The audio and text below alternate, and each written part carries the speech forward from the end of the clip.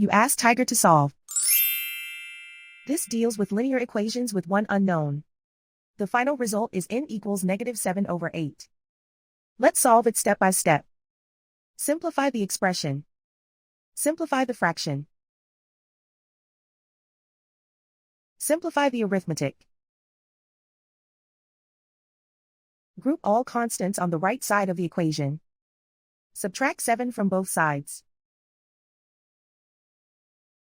Simplify the arithmetic.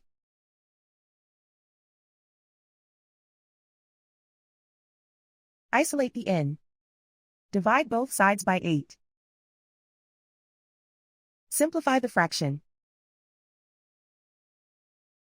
And so the final result is n equals -7/8.